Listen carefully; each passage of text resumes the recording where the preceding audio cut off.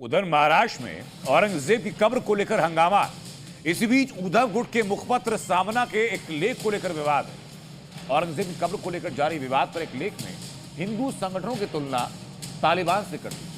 सामना के लेख में औरंगजेब की कब्र को महाराष्ट्र के साहस का प्रतीक बताया गया। तो सवाल ये कि आखिर औरंगजेब का सम्मान और हिंदुओं को तालिबान क्यों बताया जा रहा है?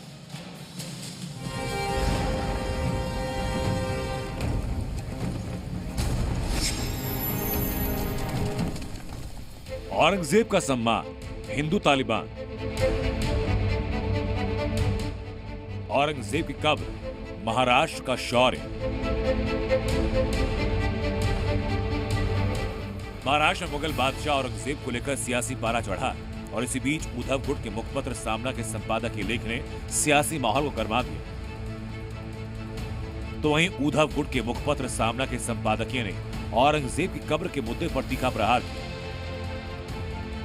संपादकीय में लिखा कि कुछ नए हिंदूवादी ये दावा कर रहे हैं कि औरंगजेब की कब्र को वैसे ही ध्वस्त करेंगे जैसे बाबरी मस्जिद को गिराया गया।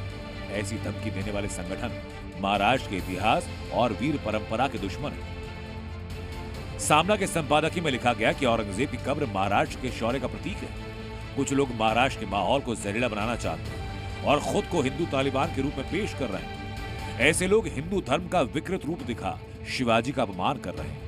महाराष्ट्र में बनी औरंगजेब और अफजल खान की कब्रें महाराष्ट्र में ही हैं।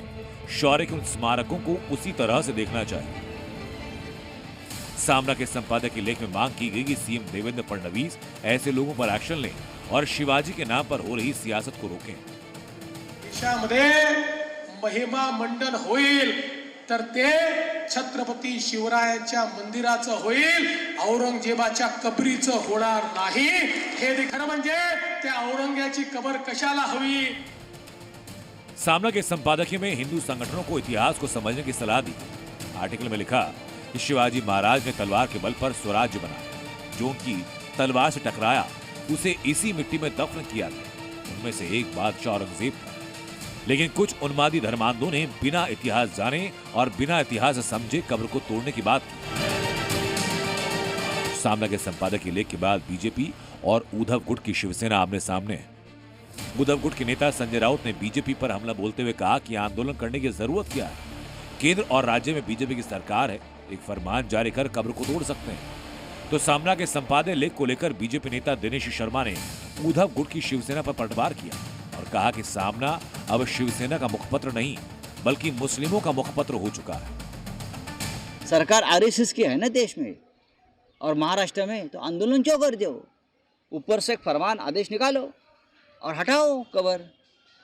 किसने रोका है फडणवीस और मोदी जी को? रोका तो नहीं है ना किसने।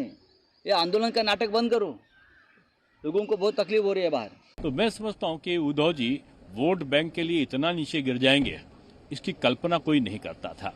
बाला साहब ठाकरे एक शेर थे।